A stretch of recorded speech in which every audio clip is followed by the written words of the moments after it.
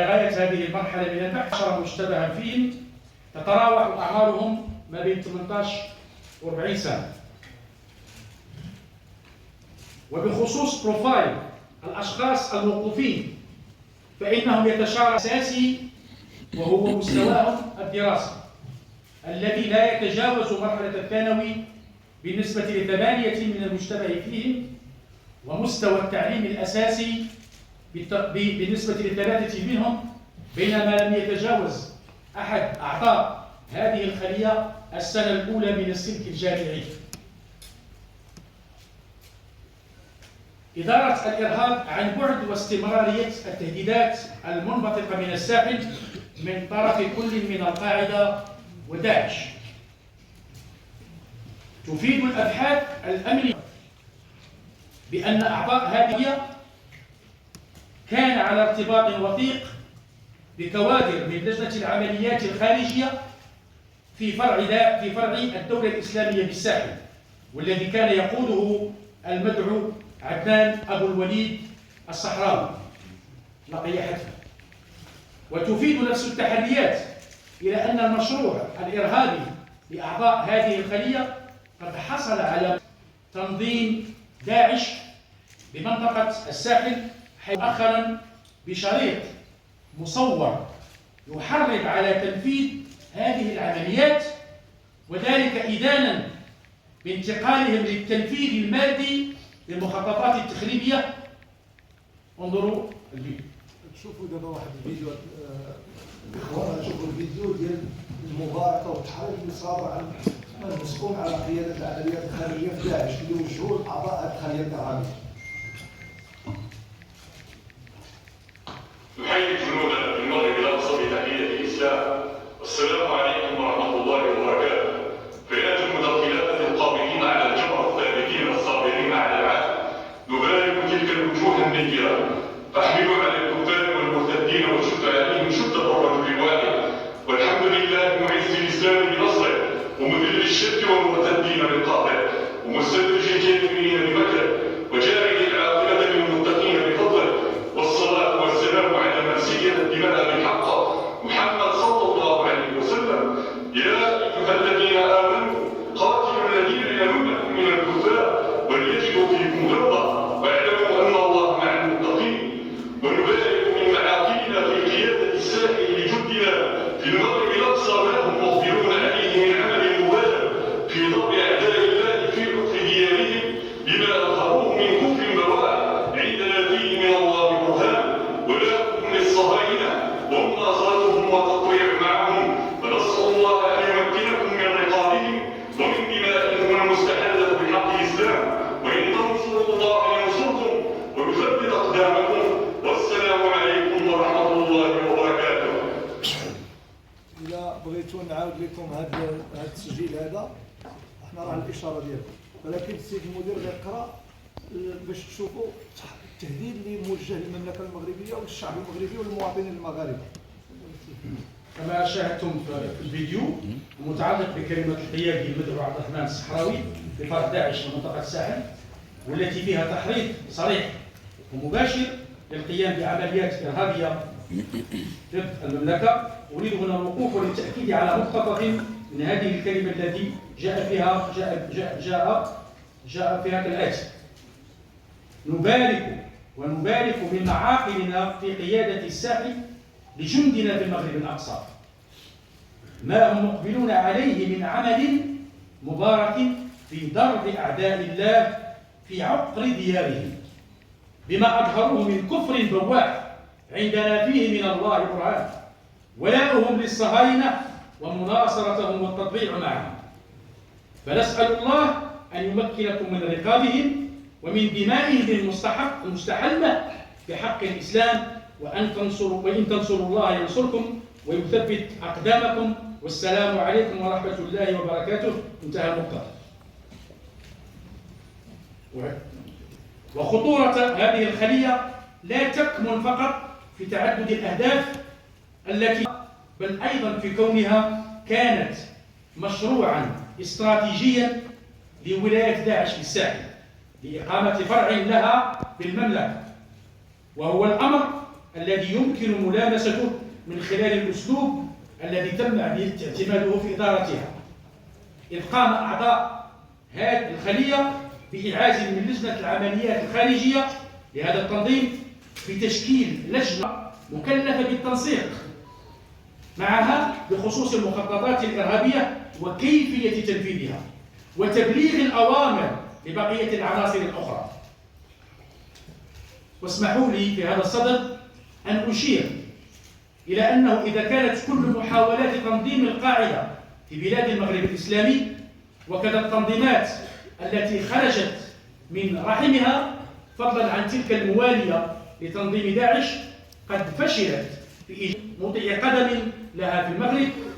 فإن تفكيك هذه الخلية أسابيع قليلة بعد خلية الأشقاء الثلاثة بحد السوالم ضواحي الدار البيضاء يؤكد أن المملكة المغربية في المجهودات الدولية لمكافحة الإرهاب تعتبر هدفا محوريا في أجندة كل التنظيمات الإرهابية الناشطة بمنطقة الساحل. وارتباطا بهذا الموضوع يجدر التذكير مرة أخرى بأن المغرب كان سباقا إلى دق ناقوس الخطر على المستوى الدولي بخصوص الأهمية الاستراتيجية التي تحتلها القارة الإفريقية في أجندة تنظيم القاعدة التي تفرخت منه كل التنظيمات الحالية المساهمة في حالة الفوضى السائدة في العديد من الدول على امتداد منطقة الساحل الإفريقي. لذلك طرت الأجهزة الاستخباراتية والأمنية المغربية وما زالت في وضع استباق وإجهاض كل المخاطر والارتدادات القادمة من هذه المنطقة، لا سيما في ظل الارتباطات التي لم تعد خفية على أحد بين الجماعات الإرهابية والميليشيات وشبكات الجريمة المنظمة. وفي هذا الباب نذكر بأن الأجهزة الأمنية المغربية قامت بتفكيك أزيد من 40 لها ارتباطات مباشرة بالتنظيمات الإرهابية بمنطقة الساحل جنوب الصحراء، منها التي كانت متخصصة في إرسال المقاتلين المغاربة قصد تلقي تدريبات شبه عسكرية قبل العودة إلى أرض الوطن والانخراط في أعمال إرهابية، ومنها التي كانت تحت إشراف مباشر من أمراء الحرب لهذه التنظيمات. وعلى سبيل المثال لا الحصر الخلية الإرهابية التي تم تفكيكها في ديسمبر 2005 في طنجة بزعامة الملقب بإبراهيم، والتي امتدادات في إسبانيا وارتباطات مع التنظيم المسمى آنذاك في منطقة الساحل والصحراء الجماعة السلفية للدعوة والقتال. تحقيقات وقتها بأن أميرها المزعوم أقام مدة شهرين في أحد معسكرات التنظيم السالف الذكر في مالي قبل أن تسند إلى مهمة تأسيس أرضية لوجستيكية وبشرية من أجل الإعداد لسلسلة من العمل داخل المملكة بإسناد من خبير في المتفجرات من جنسية مغاربية. ولعل اكتشاف مخبأ الأسلحة بمنطقة الراشدية يعيد إلى الأذهان خلية أمقالة المرتبطة بتنظيم القاعدة في بلاد المغرب الإسلامي والتي تم تفكيكها في يناير 2011. هذه الخلية كانت بدورها تتوفر على مخبأ للأسلحة الحربية على بعد 220 كيلومترا من العيون. هذا المخبأ لا يمكن الوصول إليه إلا عبر النظام الإلكتروني لتحديد المواقع الذي تم تسليمه وقتها لشخص واحد وفق الأسلوب الذي اعتمدته الخلية الإرهابية الأخيرة، وهو ما يعد قاسما مشتركا بين الخليتين فضلا عن طريقة إدارتهما عن بعد انطلاقا من منطقة الساحل. وللتذكير فإن خلية أمقالة كانت تدار انطلاقا من مالي من طرف القيادي المغربي في صفوف القاعدة بالمغرب الإسلامي نور الدين الأيوبي لقي حتفه. وإذا كان البحث ما زال مستمرا بخصوص ارتباطات أخرى ممكنة لأعضاء هذه الخلية واحتمالية وجود امتدادات لها عابرة للحدود، فإنه من الضروري التأكيد على أن هذه العملية الأمنية تؤكد نزوع الفروع الإفريقية لداعش لتدوير نشاطها تماشيا مع هدفها في إحياء زخم العمليات الخارجية من طرف قيادة التنظيم الأم، خاصة مع تواجد مجموعة كبيرة من العناصر الأجنبية من مختلف الجنسيات في صفوفها،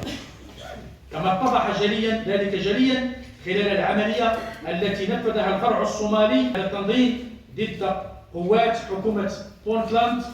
في 31/12/2024 بالاعتماد فقط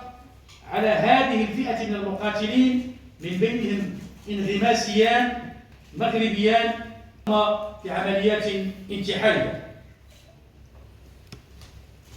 وتشهد اليوم منطقة الساحل جنوب الصحراء نشاطا محتدما للتنظيمات الإرهابية التي استفادت من عدة عوامل ملائمة لاستمرارها، منها الصراعات الإثنية والقبلية وعدم الاستقرار السياسي وشساعة الأراضي والصعوبات التي تواجهها دول المنطقة في بسط سيادتها عليها، بالإضافة إلى تقاطع نشاط هذه الجماعات الإرهابية مع الشبكات الإجرامية، وهو ما يشكل تهديدا حقيقيا للمملكة المغربية بالإضافة إلى الدول الإفريقية، وذلك في ظل سعي قيادات التنظيم الإرهابية إلى إظهار قدرتها على التأقلم مع المستجدات والآلات التي تعرضت لها في بعض مناطق نفوذها. ما يخص ازدواجية التهديدات الإرهابية الخارجية والداخلية المحدقة بالمملكة، إن تفكيك هذه الخلية يعد بعد مدة قصيرة من تحديد خلية الأشقاء الثلاثة، مع بروز دور العامل الخارجي فيهما من حيث الاستقطاب والتأطير الإيديولوجي، يبين بالملموس أن المملكة المغربية تواجه في نفس الوقت تهديدات إرهابية خارجية وداخلية، وذلك من خلال انخراط العناصر المحلية في الأجندة التوسعية التي تسعى التنظيمات الإرهابية الناشطة في منطقة الساحل إلى تنفيذها داخل التراب الوطني. وتجدر الإشارة إلى أن التنظيمات الإرهابية بمختلف تشعباتها لا تخفي رغبتها في استهداف المغرب عبر منصاتها الدعائية تحت مجموعة من الذرائع التي تحاول استغلالها من أجل الدفع بمناصرها إلى الانخراط في عمليات انتقامية بالتراب الوطني ضد أهداف وطنية وأجنبية. ولربط ماضي هذه التهديدات الخارجية بحاضرها، وجب التذكير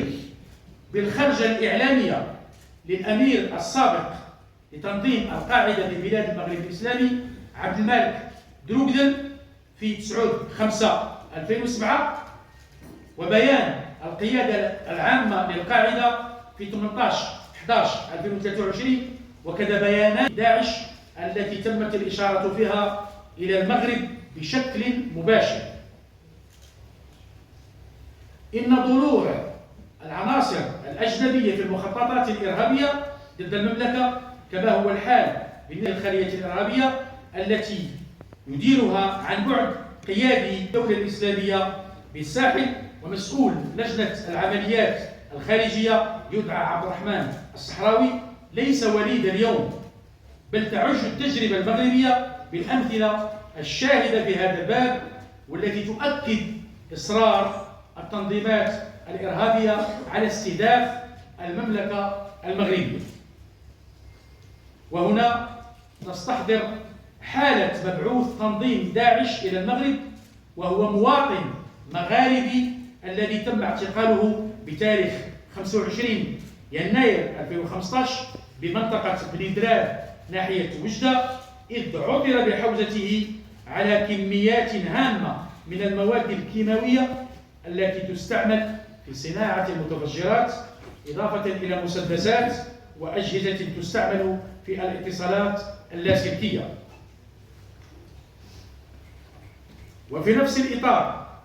نشير إلى أن العناصر المحلية التي لم تتمكن من بلوغ معسكرات تنظيم داعش بالساحة الإفريقية لا تتوانى في التخطيط للقيام بأعمال إرهابية داخل المغرب، تلبية لنداءات قيادة هذا التنظيم التي تدعو مناصرها إلى اختيار أحد الأهداف التقليدية واستهدافه بشتى الوسائل المتاحة، على غرار مع الخلية الإرهابية المتورطين في تصفية موظف الشرطة ضواحي الدار البيضاء في مارس 2023، إذ أبانت التحقيقات أنهم أقدموا على جريمتهم بعد استعصاء التحاقهم بمجموعة من معارفهم بصفوف فرع داعش في الصومال. وبغض النظر عن مجموعة أخرى من الخلايا التي تم تفكيكها خاصة بين عامي 2008 و2010 والتي خططت لمشاريع إرهابية في المغرب، فإن تواجد قياديين مغاربة ضمن مختلف التنظيمات الإرهابية الناشطة في منطقة الساحل الإفريقية سواء التابعة للقاعدة أو داعش،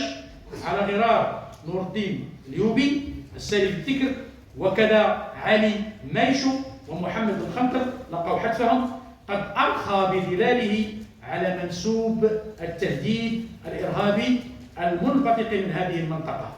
إذ كانوا يسعون إلى توسيع نشاط جماعاتهم إلى داخل المملكة المغربية.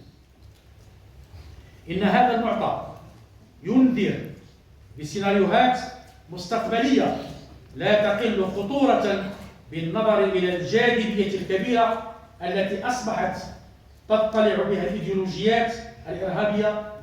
لدى الأوساط المتطرفة المحلية وكل التنظيمات الإرهابية بمنطقة الساحل جنوب الصحراء، خاصة تلك الموالية لتنظيم داعش. فرغم كل المجهودات المبذولة ضد شبكات تسفير المقاتلين على غرار الخلية التي تم تفكيكها في 29 و30/1/2024 البيضاء وإنسكان وطنجة وبن ملال، نجح أزيد من 130 مقاتل مغربي في صفوف مختلف الولايات التابعة لهذا التنظيم بكل من الساحل وغرب إفريقيا والقرن الإفريقي، منهم من أسندت له مسؤولية لجان مهمة تلك المكلفة بالعمليات الخارجية. حضرات السيدات والسادة، كانت هذه إجمالا أبرز الملامح المميزة لهذه الخلية وتقاطعاتها مع التنظيمات الإرهابية في منطقة الساحل التي تشكل تهديدا حقيقيا لأمن المنطقة ككل. ولعل نجاح هذه العملية يعزز صورة المغرب كدولة ذات يقظة أمنية عالية في حماية أمنها الداخلي وإسهامها في استقرار محيطها الإقليمي والدولي. وقبل إعطاء الكلمة للسيد والي الأمن عبد الرحمن اليوسفي العلوي للحديث عن الخبرات التقنية المنجزة على المواد والأسلحة المحجوزة في إطار هذه الخلية الإرهابية، سأختم كلمتي هذه بقول الله تعالى في نعمة الأمن: بسم الله الرحمن الرحيم، وإذ قال إبراهيم رب اجعل هذا بلدا آمنا وارزق أهله من الثمرات. صدق الله العظيم، والسلام عليكم ورحمة الله وبركاته.